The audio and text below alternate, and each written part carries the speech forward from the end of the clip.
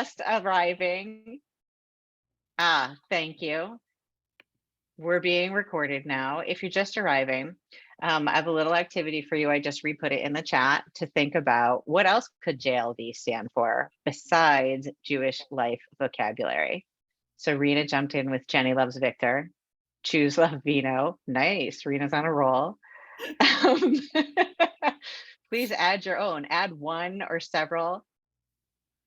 There was an advanced version of what was that game? There was some word game. This is where this came from that I have played in my lifetime. That was like you could do a Pictionary thing, or you could have to make a definition, or you could figure out what these initials were for. And you got like really great answers. I don't remember what the game was, but I'm excited to see what else you've got. We're going to give people like one more minute, Nahama, to arrive. Can you live with that? Mm-hmm. Sure. You're in charge, whatever. And I know how you value time. We'll do the one more minute, then I'll say something about who I am and what we're hoping to accomplish here this morning. In the meantime, Jews loathe violence. Nice. Jewish living voices. Beautiful. Just living vividly. Nice. What are your JLV taglines? Welcome, Brad. We are, as we gather, we are playing in the chat with other things that we could make JLV stand for. Exactly, so that you should laugh a little and as we settle in and get our brains going.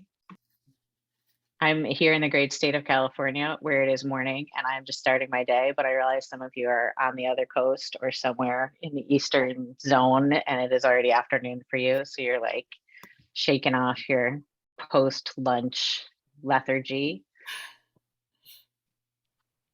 Jelly beans, lollipops. Wait, Deborah, what's the last one? Vegetables. Excellent. I love it. All right. Let's jump in, shall we? Are we ready? Feel free to keep when you have a brainstorm of what else JLV can mean, and Nahama can gather them and amuse people someday on the website. You can change Jewish life vocabulary into whatever you want. Our mission today, as you know, is to dig into the JLV element of our Onward Hebrew approach, to get inspired if you are newish to this journey, or re-inspired and get some exciting new ideas or strategies to play with JLV at your site, to share successes and challenges, to look at a couple of different approaches. I'm going to share what we do, and actually I'll say something about who I am in 1 second, and Randee is going to share the work that they are doing at her shul. We're going to set a little bit of intention. We're going to do like 2 minutes of intention setting at the end about like what you get excited about, and think about what you want to play with next, or where you've gotten stuck and you want to be like, we're not doing that anymore. And so I'm Sue Bodjak, and I am the Director of Education at Congregation Sha'ar Hazahav in San Francisco. And I am a true adapter when it comes to Onward Hebrew. I will always be on the way, as Nahama says, because there are parts that work really well in our setting and parts that I can't figure out how to work. And bless her, I think it's a part of why she invited me to do this, because I'm going to help you think about like, this is so great, and let's like play with it and not just be slavishly devoted to Nahama's vision, which, by the way, is completely inspiring and has so helped me think more intelligently about how we deliver Hebrew instruction. Not only how we deliver it, but how I talk about it with parents and lay leaders in our community. So that is me. You are going to get a chance to talk with each other. So here is, Nahama's going to put us into pairs. Let's just do pairs because we're a small group, shall we? And in those pairs, you're going to introduce yourself to your pair mate, and you're going to share your it doesn't have to be the ultimate, so don't kill yourself thinking about it. You're going to share a favorite Hebrew word and why you love it. Cool. And we're going to be in those for like 3 minutes. Whenever Nahama's ready, welcome, Andrea. It's good to see you. All right, off you go. Break out.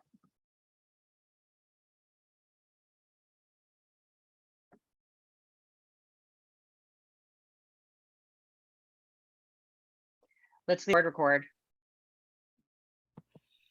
then. As you arrive, I want to have you put your word in the chat so we generate some of those words. Here, I'll do mine.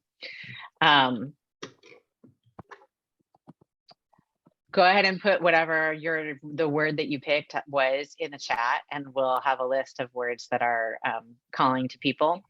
And I want to say, in our little breakout group, we talked about how some words really resonated with us because they were early words that we learned or they just sound great. And some words really resonated for us because they are so rich with meaning and have like robust teaching opportunities. And we have no value judgment about what calls to you. If this is just a joy of Hebrew moment. I can't see the chat. You can't see the chat, Rochelle? No, I'm going to tell you, we've got Kol HaKavod and Mitzuyan and Malachafon and Sababa, great word, and Ruach and Tzedakah and anything else that you guys want to put in there. So we're going to do a thing here. We're going to look at some words in order to just wrap our own brains for a minute or rewrap our brains for a minute around what makes something Jewish life vocabulary. And the way we're going to do this is we're going to look at this page from a milon, from a dictionary. This one happens to come from the ARE series, Zman L'Tfilah, Time for Prayer. And it's from the Amidah book, really, because the Amidah book had a lot of words in it. And because I've used this text a lot, I don't currently, but it's still on my shelf. And so it was an easy milon to find. And the way we're going to interact with this is at the top of your screen, if you take I can see it automatically, but you might not be able to.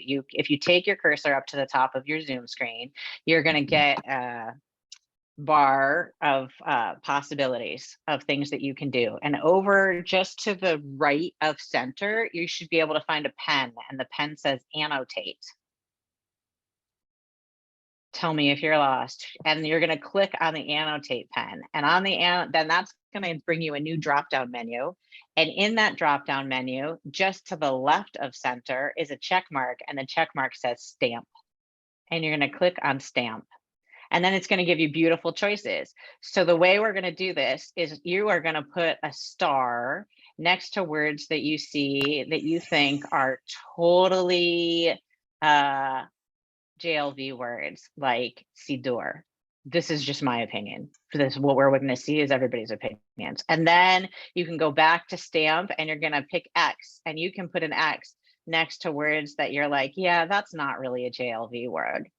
And then I'm going to invite you. You're going to see, you guys are doing such a great job already. When you have ones that you're like, I don't really know how to relate to this word, you're going to put a question mark. Like I'm going to put a question mark next to moray, even though I know it's in the file, but I'm like, is it really a word they need? So you're doing a great job. We're stamping. Anybody who doesn't know where the annotate button is or is lost and needs more instruction? I'm going to take silence as assent. I need some help. I'll take help. Great. So did you get to, on the Zoom page, did you get to that bar at the top, the first bar at the top that says mute, short videos, security, participants, etc.? No. Okay. Mine, so on my screen, it's under view options. right. View options. Annotate. Here we go. Okay. Sometimes it takes a whole team of teachers to play with their things. Okay, I see a lot of stars. I'm stoked about your stars. I want to see some X's and question marks now. So I'm gonna, if you've starred a bunch, go back up to your box. So in the annotate, you're gonna find the stamp piece, and in the stamp, you're gonna pick now. If you just got there, feel free to star. But if you've been there and already dropped a bunch of stars, I want to encourage you to drop some X's in there. And feel free, if you feel uncertain about something, to throw in some question marks. And, you know, we're Jews, so we don't have to agree. So, like, we all feel really good about Mazel Tov as a, like, oh yeah, that's a JLV thing. And we're curious about the places of disagreement.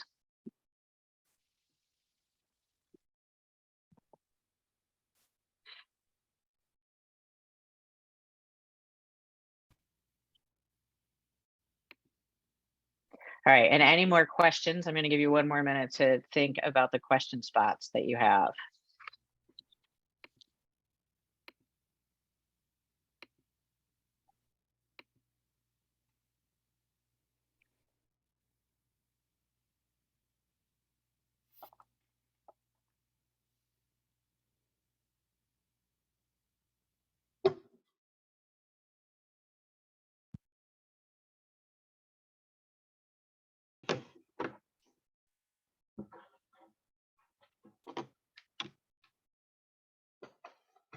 Okay. You can stop stamping for right now.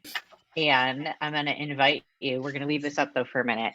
I'm going to pick out a few spots where we had a variety of opinions, and I'm going to lovingly encourage you to claim your position or to have somebody claim your position, because our mission here is to tease out like what are some of the challenges in deciding what makes something a JLV word and what doesn't. So there are no wrong answers. So I spy that Sifria has the most kind of is one of the things that has a variety of possibilities. So can somebody who said yes, Sifria, totally JLV word, can somebody make a case for Sifria?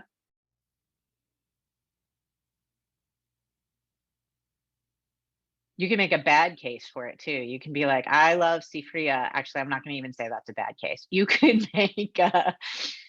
make a case that's like, really, I love it because it helps us understand the root of Samech Fe Resh.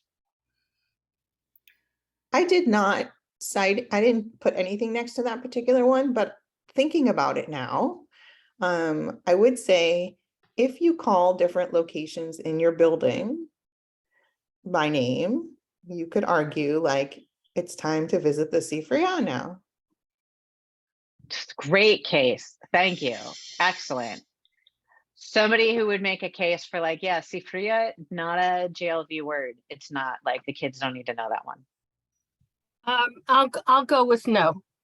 Can you say why? I'll do that, Kate. And I didn't even mark it. Because for me, other than its connection to the root, you know, of Samech Pei Reish, it's a nice word, and reading is a Jewish value, but I put Jewish life vocabulary into something that resonates with either a longstanding practice around Chagim or tefillah or yeah, I'm gonna say or observance, you know, like kashrut, or a value like gemilut chasadim. And again, I'm splitting hairs. While reading is a Jewish value, that word doesn't talk to me or hit my body in the same way gemilut chasadim does in terms of, you know, that's yes. deep. I don't know how better to express it. That was beautiful. No, thank you, Beautiful. Rochelle. And I think splitting hairs is the key, right? That we all have a limited amount of time. And part of this journey, part of the invitation that Onward Hebrew gives us is to be able to say, like, I'm going to elevate these words, we're going to lean into these words, and we're going to leave these ones behind. It's exactly an invitation to split hairs, to think about like, which are the words that we want to lean into, and like to really give ourselves permission to not have to be like, oh, I want to keep every word, right? Another word that I'm going to let you guys pick. Anybody want to pick a different word in the mix that got a mixed thing or that you have a strong feeling about?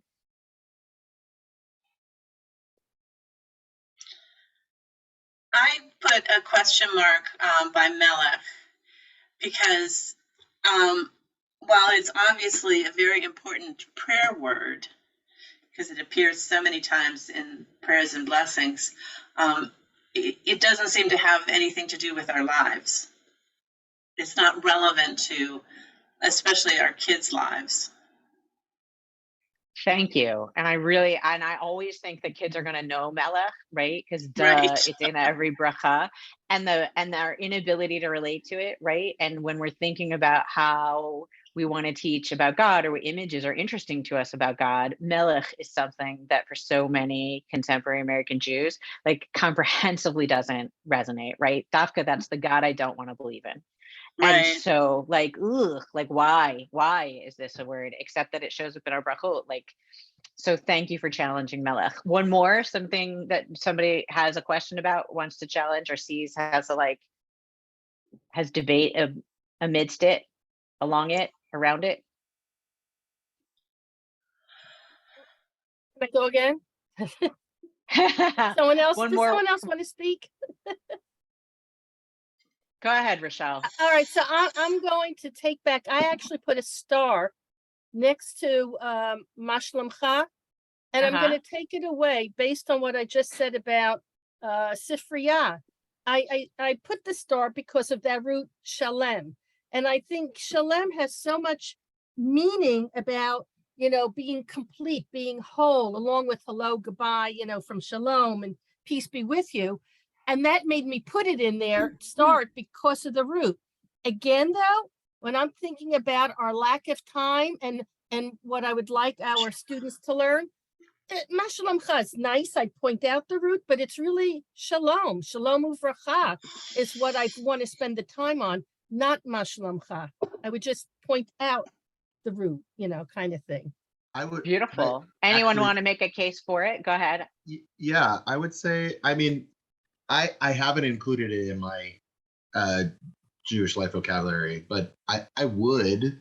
I think, you know, one of my goals is to get our kids eventually on a trip to Israel, and for them to have a very basic, you know, how are you?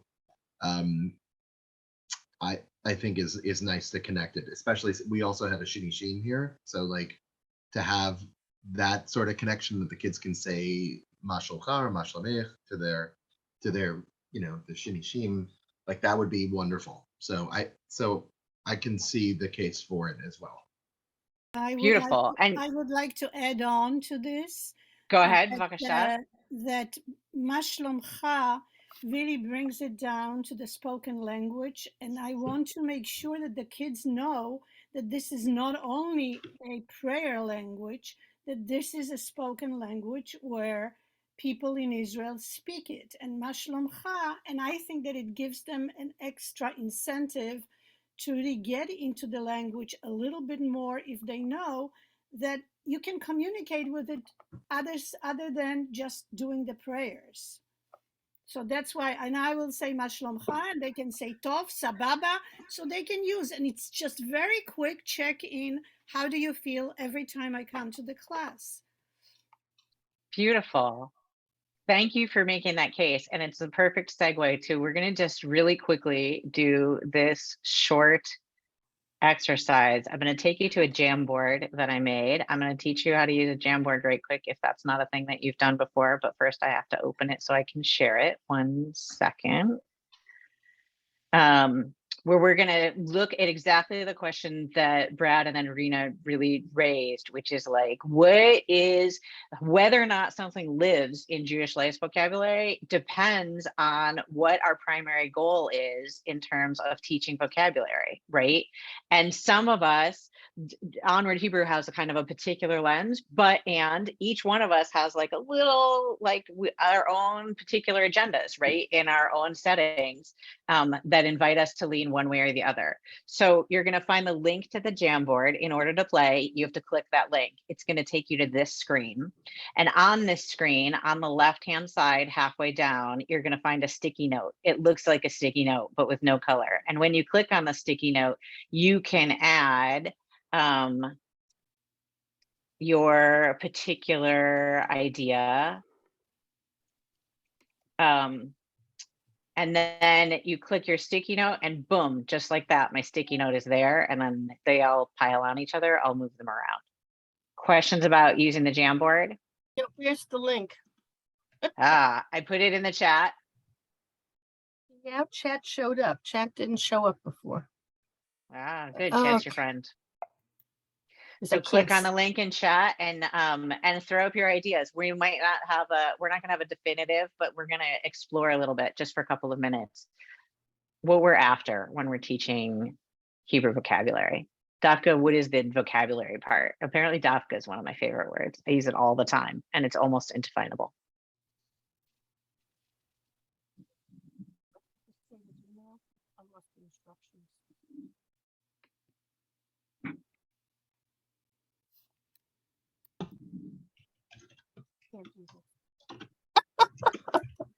Oh, Uh-oh, somebody's having troubles.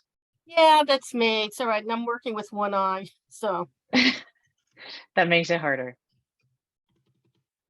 I don't know.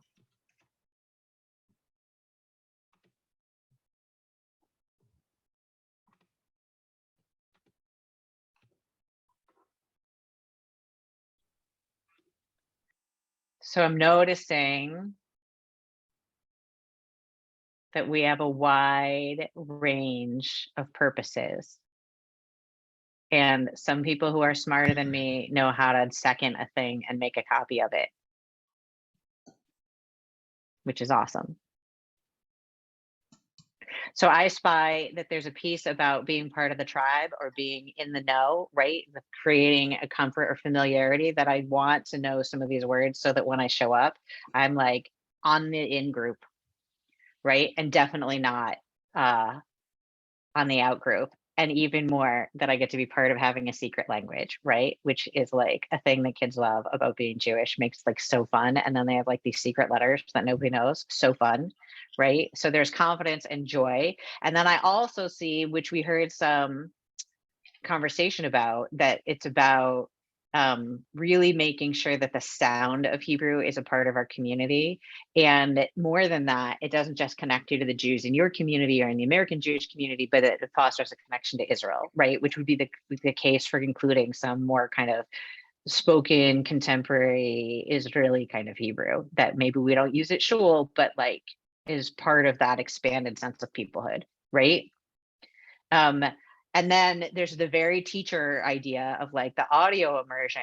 If we're hearing these Hebrew words and getting comfortable with them, then the idea that this is our language and a language acquisition when we start doing sound to print, so much easier, right? If this Hebrew is out loud.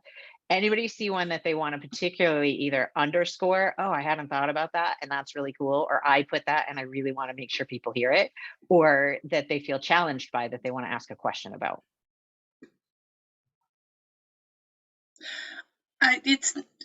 It's not really a challenge or a question, just kind of a cautionary feeling about the being in the know and part of the tribe, and how easy it would be to make it an exclusionary thing.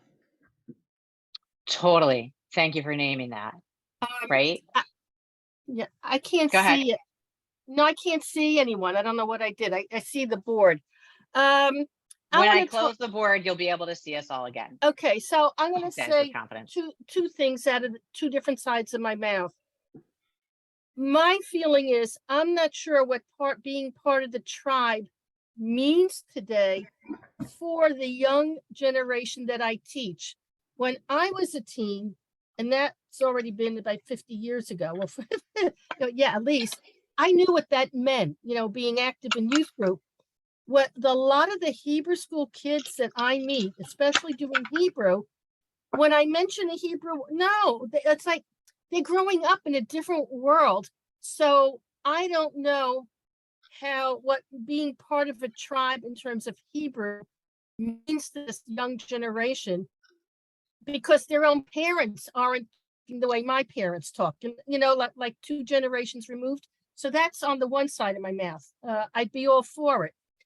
On the right side of my mouth, I was working at a school, I'm going to say 10 years ago, all supplementary schools, where the kids said to me, well, we want to learn Hebrew. And they thought they were talking about modern Hebrew, because in school, we all learn foreign languages. And, those kids learn Spanish and these kids learn this, and we're Jewish and our language is Hebrew. And that was wonderful to hear. That doesn't mean they understood about the rigors that would go into learning Hebrew, but there was still a sense of pride. So I'm going to say from 6th grade, 7th grade kids to say, this is our language and I'd like to learn it. Beautiful. Thank you for sharing all of the complexity of that. Beth had a response, and then just wanna I'm say going to that- move us on. Go ahead, Beth. Sorry. No, bevakasha. For me, in Boise, Idaho, we're in a very unique position. We are the only, we're a growing community, a lot more who don't affiliate, but for us, it is I don't know, the kids would use the word tribe, but this is the one place they can be Jews and not have to explain how we're different. So maybe I think of this as a Venn diagram. There isn't one size fits all for all of this. There are words, I would hesitate to say that there is a mandatory list of Jewish life vocabulary for all of us, but there are, and tribal affiliation will be defined different depending on where we are, but it's a Venn diagram. So there's overlapping and there are some things that we would agree on. Beautiful. Thank you for naming that. All right, friends, we are going to go back into let's do pairs again, Nahama, if that's okay. If that doesn't totally mess you up right now, because you already did the groups. Let's do pairs again, and we're going to go back into our groups, and we're going to into breakout rooms, and you're going to have 4 minutes. And in those 4 minutes, here's what I want you to talk about. I want you to, if you haven't met each other, introduce yourselves, and then I want you to share something that is really working for you around using JLV, and or something that is really challenging you. And if you didn't, just like those things aren't totally alive for you, you can also just react to anything somebody just said or put on that board about like, oh, I actually feel like really hadn't thought about it that way before. Cool. Questions? See you in 4 minutes. I have something to make them crazy with. Welcome back. So here's what we're going to do next. We're going to hear a little bit about first how Randee has been playing with JLV at her congregation, and then about how I have been at my congregation. While we do that, I invite you to share, if you want, in the chat, like, what's working for me is in like a word or two. No pressure, just an invitation, because we would love to know kind of what's working for you and where you're feeling challenged. It's really good data for Nahama to have. Randee, tell us about what you guys are doing with JLV. Hopefully my voice is not scratchy. I keep trying to fix it, but if it is, sorry. First of all, my name is Randee, and I'm the Director of Education at Temple Akiba in Culver City, California, Los Angeles-ish, around here. So I don't have a lot of time, so super quick. We're doing onward Hebrew like the full 4-4. So for me, Jewish life vocabulary is a piece of the whole program. You can absolutely do it on your own, but our goals are to integrate it with the other pieces that go along with onward Hebrew. And so it's part of a language acquisition program for us. And that's our goal, Hebrew language acquisition. So kind of when I talk, that's kind of where I'm coming from.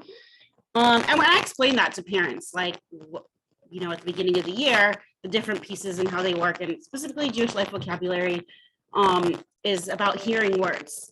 It's not about memorizing them or whatever, but giving our students exposure to Hebrew language and hearing words along the way. And if they hear, we use the same list every single year.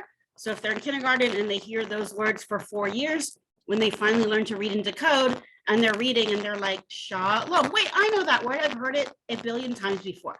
Like, that's kind of how the program works. And so that's our goal, like for them to hear those words, we repeat them.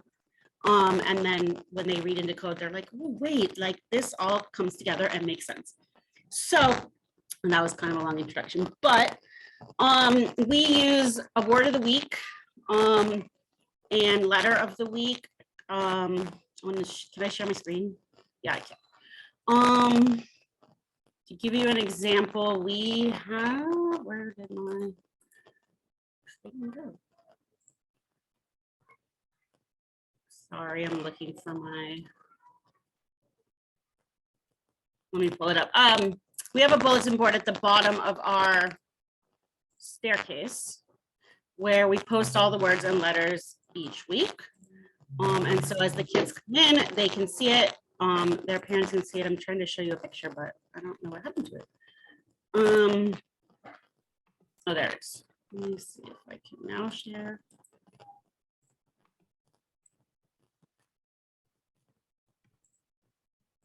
There you go. So this is an example of what our board might look like on any given Sunday. It's right smack when you come in. And so we change them every week. We have little pocket protectors like for the letters or whatever. And then as the kids get used to it, the families get used to it, they often will stop, like the parents as they're coming in and be like, oh, what's the word this week? Like, and kind of talk about it with their kid. I'm not gonna, there's a ton of resources on the JLV site about how to use this in the classroom. So for us, it's like a 10 minutes. We ask our teachers to take 10 minutes out of your day and make it fun. Like make the letter out of, Play-Doh or for the little ones or whatever. We have our Madrahim do skits with the words, just so it's like fun and lighthearted. We just want them exposed to the audio language. And that's really our main goal. So it's just supposed to be like a fun 10 minutes where they hear it or whatever. We then have an assembly at the end of the day for us. That's how our school works, where we give out little prizes, like who remembers what the word of the day is? Who can tell me a word with the letter bet? Like whatever. And they know there's going to be candy or prizes. So they all try to remember what their word was. And then I throw in little surprises, like who remembers the word from 2 weeks ago? But I never tell them what letter's coming. And so they want candy, so they remember. And then we do this as a home. This is why I brought this screen up. This is our Facebook page. And every week we take a picture of the bulletin board and then tell the parents how they can continue the learning at home with their kids. So this is just an example. The letter Tov helps us say thank you, Toda Rabah, et cetera, Ready for some practice? This is what we put every week. Encourage your child to say Toda Rabah for the things they're thankful for. Show them the book of Torah. Find the weekly portion of Knox. Celebrate social action, Tikkun Olam, so that they're also maybe hearing these words at home for the parents that care, at least, that they're like, oh, I saw this was what you learned today, like in the Hebrew words or whatever. So I have more, but I'll stop there because I'm limited on time. Go take another minute or two if there's other stuff you want to share, Randee. Let me see. Oh, the only other thing I want to say is how this integrates into On-Road Hebrew as a whole is we take these words and integrate them into our other sections. So in Tefillah, our rabbi knows what the word of the day is or letter, and he's integrating that into what he's doing in Tefillah. Our music teacher knows what the letter of the day or words of the weekend. He's integrating those words into music. Our Hebrew through movement teacher is integrating those. So they're hearing it, not just the 10 minutes in their classroom, but they wrote everything they rotate during the day. We're all on the same page. We have a list of words, for the year. So everybody knows what the date is and what the words are. Often they're around the holidays, like, we'll do, on Hanukkah, we'll do, whatever like goes with those. So it's appropriate. But everyone's on the same page. So they're kind of hearing it throughout the school as they go. I can stop there. That's awesome. Thank you. Incredibly helpful, Randee. Thank you. Now I think I should be doing what Randee's doing, but I'm going to tell you what we do at Hazahav. So Hazahav is a small school. I've got about 30 kids, and we do a project-based learning model for our shared learning. And so we're always on a theme, all of us, kindergarten through 7. That's sometimes a year theme and sometimes broken into different parts of the year. And the way we've used JLV is to link words to our overarching theme. So, for example, last year we did a whole unit, the whole year was on anti-bias education with a focus on Jewish ethics and a few anchoring Jewish texts. And so our words through the year were all Jewish values words. And we came back, we went through, we have kind of 5 core words that are part of our community, that are like our community values. And then we layered additional values onto that. And the way that I introduce them is we always start our learning together in what we call opening circle, which is really tefillah, but also includes a little bit of teaching around where we are in our theme unit. And so part of what we do is I'll give you a better example. I take something like this, and I literally stand in the middle of a circle and walk it around. And what's great about it is all of my kids who are 5th grade and higher are sitting down one-on-one with a tutor 45 minutes a week so they can read this. And I invite my Hebrew scholars to do the reading. What works really nicely about this is by 3rd or 4th grade, my kids are like, when am I going to get to do that? and they are itching to start Hebrew because they want to be able to read the word of the week. So we really wait. Invariably, I have to tell Sally not to shout it out or people to wait, but they're also itching to be the one who gets to say what the word of the week is. And then we see if anybody recognizes it, right? Then what I do is we talk about what it actually means, right? So the next part we go to is we have a conversation about what is Shema. In this case, we talked a lot about listening. So then I have like a mini drash or kind of interactive discussion that is about like, why is listening such an important value in our community? What does it have to do with anti-bias learning, with anti-bias education, or with really understanding people who are different from ourselves? So we end up with a whole kind of drash on the word. And then we keep a board that's around our themes. And so the word then gets the transliteration and the translation added, and it lives on the board. What I'm going to next level is think about how do I send that board home regularly, because that's genius.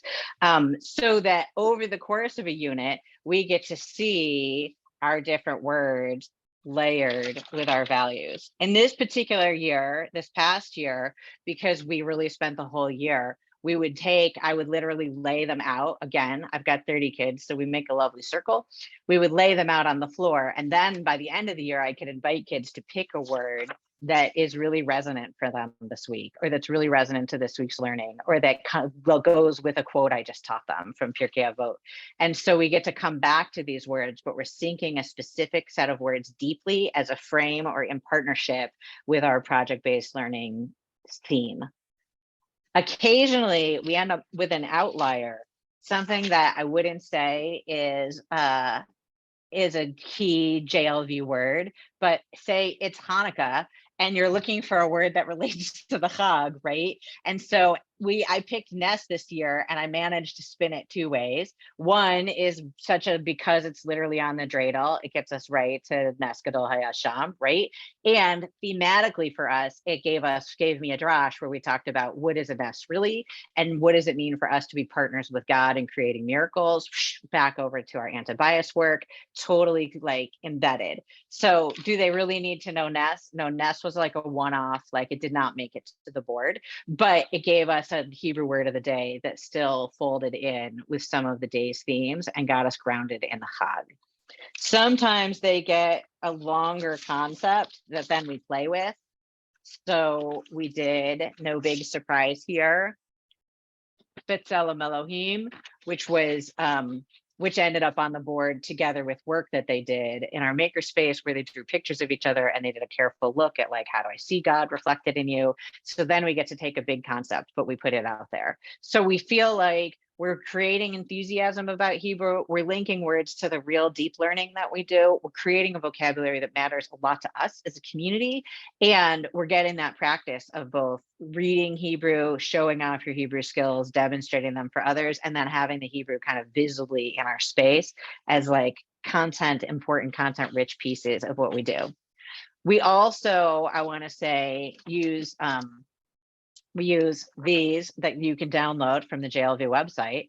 All of my Hebrew tutors have these, and the way I use them in their one-on-one Hebrew tutoring, 5th grade and higher, is that we use them really as warm-up words. But what I did is I took the whole kind of JLV collection and then I streamed them into like what felt like good for our Aleph level kids, what fits for our Bet kids, what fits for our Gimel kids. And so all of my tutors have these words to use like once the kids have the Aleph Bet as warm-up words. So we're visiting these words, but we're totally not mastering them. We're spending more time and deeper time with the words that are content words for us, that are really about kind of big Jewish ideas that we want to sink in, and the way that Hebrew helps us hold those big Jewish ideas.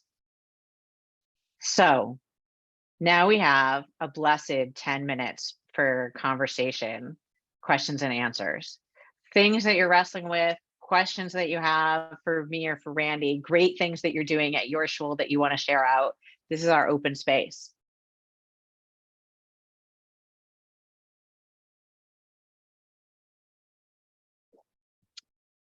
There's no such thing as a quiet room of Jewish educators. I'll go. So thank you. Jump in, Lisa. Party, but so thank you very much, all of you, because you gave me, I was committed to starting this, but I was like, how? So you gave me like a direction. So I really appreciate that. So just off the top of my head, here's my question. So I love the idea of putting up a war. I was going to do the list and make sure everybody knew it and do it by grade, etc. But I'm thinking like, okay, first week, first day, where do we go? I'm thinking, Shana Tova, obviously, Shin would be a great letter to start with, but there's so many words that with Shin that I'm thinking about that are like so important. So at one point, do you like what's the maximum or what's the recommended? Because a word a week is not a lot of words. We only have 25 weeks of school, something like that.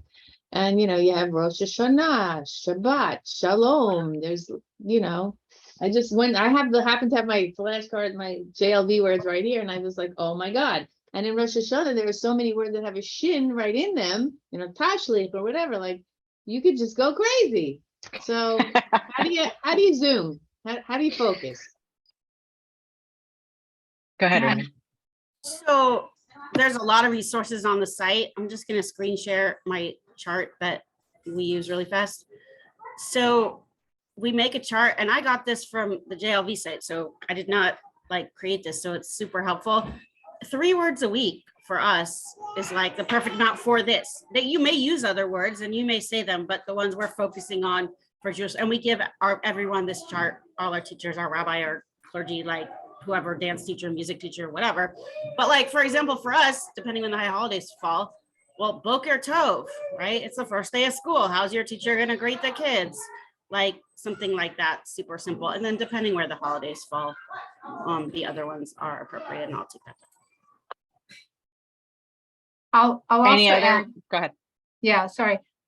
When the person who brought us this idea was Rabbi Nikki Greninger at Temple Isaiah in Lafayette, California, and she was originally doing somewhere like 6 to 8 words a week, and she said kids aren't remembering them.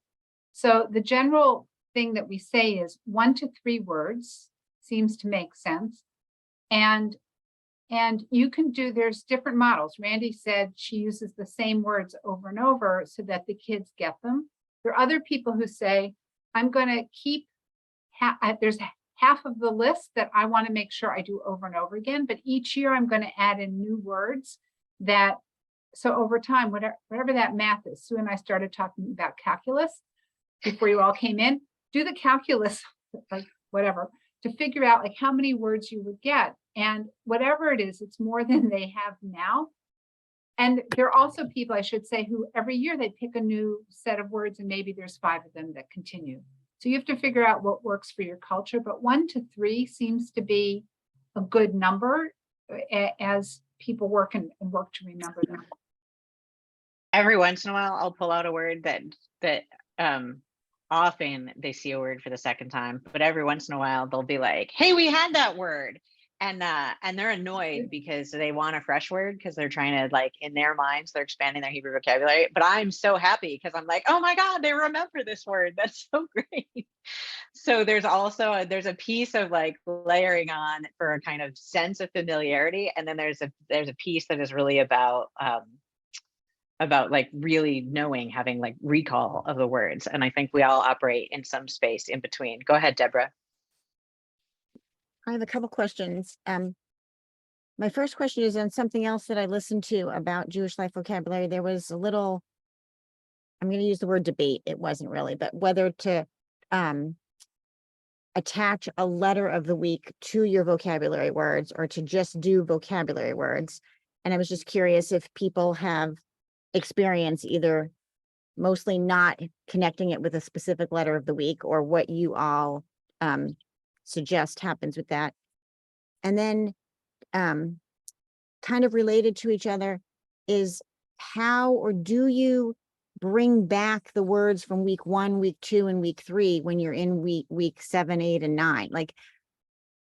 And does anyone have an ongoing bulletin board that just keeps adding the new words, so you can always go past the board and see the words from week 1 and week 2, or so that they're still kind of in the air? And I limited my questions that I have to that. All right. Anybody want to jump on any one of Deborah's questions? There are a few in there. I just, as an opinion, an uninformed opinion, the idea of keeping the words on the board and adding to them seems like, on the one hand, I can see the usefulness of that, but on the other hand, it would make a pretty cluttered board by, the 5th or 6th week. Would people stop looking at it if there's too much on it? Good point. We have Um, totally kept our words because we've layered them. Again, like I'm looking at theme-based education. So we're looking at, like, we're layering words that relate to the content that we're studying. And so our words live on the board and they periodically come back in our circle space in Shabbat school.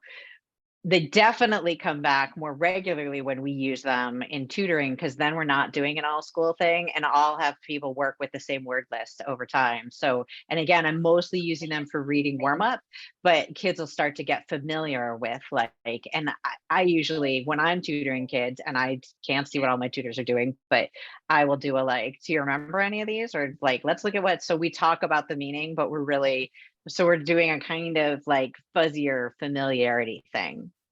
Does that answer that part? Go ahead, Randee has what to add. Again, my goals are audio, so I bring a different opinion, but as we learn the words, I hope that the teachers, they're using them regularly. They don't just say Boker Tov week 1, they use it the next week and the next week, or Siddur when we're praying. So for us, the words are coming back, but they're audio. But in our older grades where the kids can read, it's up to the teacher. A lot of our 5th and 6th grade teachers do keep a running list of words on the board because those kids are learning to read Hebrew, and that makes sense and they can review them. For the younger grades, it doesn't make that much sense for us, but they do it in their own classroom, not for the whole school. You can also do different sizes. I've seen somebody had, not the 8.5 by 11, but they had whatever the smaller size is, with on the front, it had a picture, or maybe the front was the Hebrew, I forget which, and you flip it open, kind of the way Sue did with her stuff. And they put things side by side. So it was kind of organized and looked whatever. Some people have those bulletin board strips. You can also work down the hall if you wanted to do that in order to put things up. And I just want to share my screen really fast. I put this in the chat. Rana Fox, who's the director of the Jewish Education Teacher Center, just last night posted this post. She's been asked by Clevelanders. We always do things for Cleveland and then are happy to share. She has posted this thing about how can she organize this? So if you have ideas based especially on where your head is moving now, go to Onward Hebrew, put it into the chat, and that will help her put something together that will be shared within the next couple of weeks so that you can just take it and go. It'll be put on the website and posted in the Facebook group. The other thing I would just say real fast is Nikki Greninger, who in Jewish Life Vocabulary, she's the one who also suggested adding a letter of the week with the word or words of the week. And in her case, she doesn't teach decoding until the kids are about a year out from bar and bat mitzvah. And she said that, for her then, the kids they see the words, they're connected with something, samach, schach, and sukkah, or whatever it is. And if they have it for 6 years, by the time they get to the point of decoding, it comes very quickly because they have the letter, they have the visual, they have all that. So that building over time can be very beneficial. Which is the other part to Lisa's question about there's only so many weeks and but you have, please God, multiple years with most of your kids, right? And so you might not do exactly the same go through. We certainly don't at Hazahav, but words get recycled, whether you go through the same pattern year after year, or you pick out some other words. You're working with a body of words, more or less, that are going to so they're going to see it in 1st grade and in 3rd grade and in 5th grade, and they're going to start to make meaning out of it over time, even if they only use it this much each week. I want to add one other thing about display, and sorry, because I run the preschool and there's a lot of kids outside my office, but it depends how much space you have. Last year we had all outdoor classes because of COVID, and we didn't have any bulletin boards, and we didn't have any classrooms. So we had to be creative. Sorry, it's so loud. And we put an easel out front at drop off, and we had a poster, and we changed the easel every week. So you don't have to have a bulletin board. You may not have access to one. Maybe you don't have it in your hallway, whatever. So there's other ways to kind of present it. So we are down to our final 2 minutes and we're committed to having you leave on time. So here's what I want to invite you to do. Take one moment, 30 seconds here to pause. And I want to suggest that you think about what you are going to stop, start, or think about going forward. So take a minute just to think about like, okay, here's either like a great idea I heard, or like, oh, I've been doing that and it sucks and I don't want to do it anymore. Or I'm still wrestling with, do I want them to say mashlamech to each other in the hall? But it fits really nicely with our SDSL work. And so think about that for a minute. And then when you're ready, drop that into the chat for us.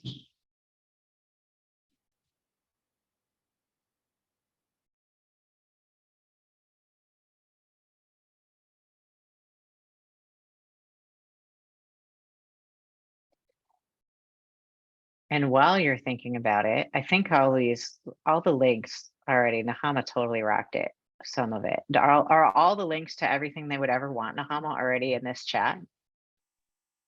Most things. And the main thing to know is go to onwardhebrew.org, go to resources, go to Jewish Life Vocabulary and start clicking around. Also, if you can't find something or you want something, let me know and I'll get you right to whatever it is.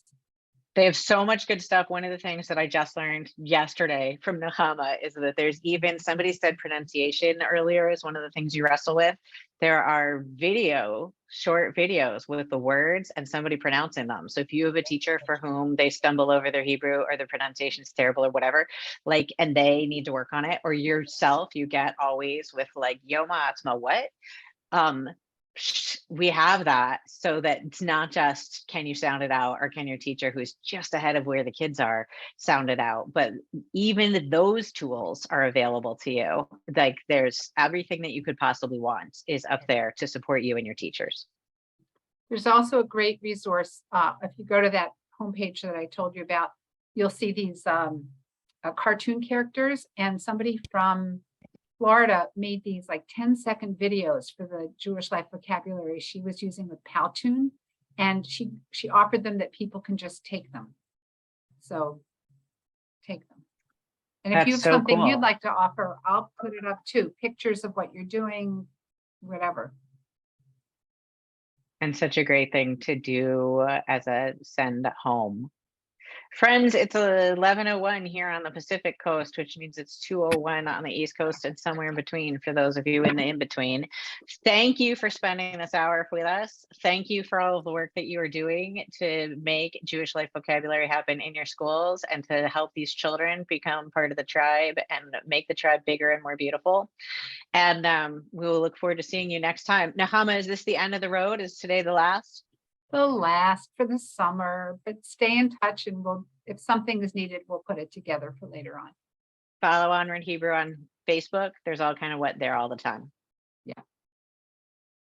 Hama, these are available recorded though, right? Yes, everything's been recorded and they're posted to in the Facebook book thing. You can find it and you can go to onwardhebrew.org, look for the subject like Hebrew Through Movement, Jewish Life Vocabulary, and you'll find it. The recording under there. Perfect. Okay. So helpful today. Thank you so much. Sue, Glad you came. Randee. Yeah, very, very helpful. Good to have you.